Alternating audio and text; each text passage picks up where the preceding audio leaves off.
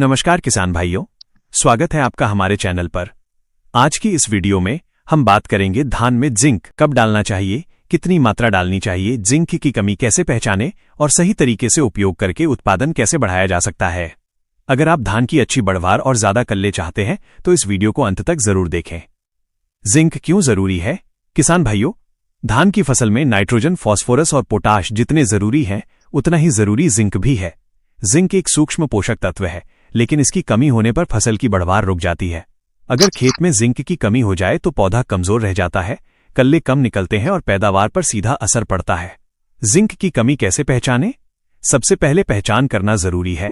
अगर धान की नई पत्तियां हल्के पीले रंग की दिखाई दें, पत्तियों पर सफेद या भूरे धब्बे बनने लगें, पौधे की बढ़वार रुक जाए, कल्ले कम निकलें या पौधे छोटे रह जाएं, तो ये जिंक की कमी का संकेत हो सकता है।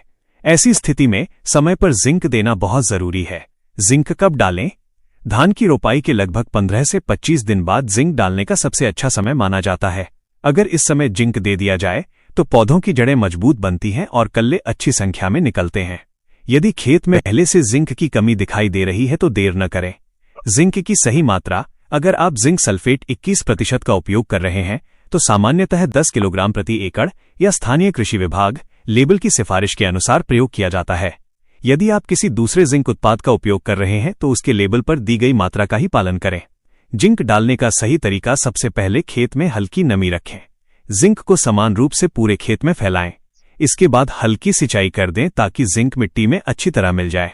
अगर स्प्रे वाला जिंक प्रयोग कर रहे हैं तो साफ पानी में लेबल के अनुसार घोल बनाकर सुबह या शाम के समय छिड़काव करें। जिंक डालने के फायदे: समय पर जिंक डालने से पौधे स्वस्थ रहते हैं, जड़ों का विकास अच्छा होता है, नई पत्तियां हरी रहती हैं, कल्ले अधिक निकलते हैं, फसल की बढ़वार तेज होती है और अच्छी देखभाल के साथ उत्पादन बेहतर होने की संभावना बढ़ती है।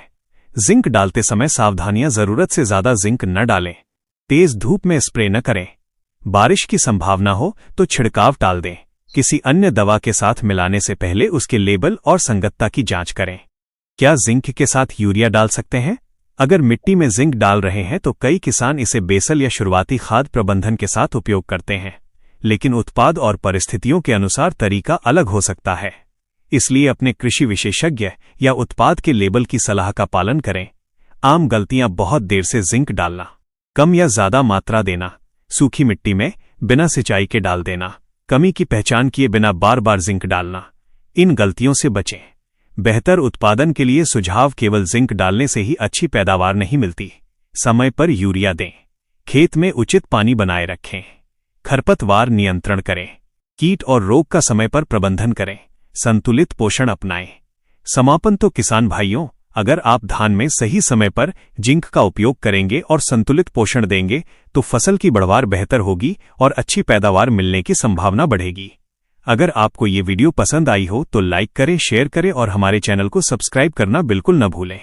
धन्यवाद। जय जवान, जय किसान।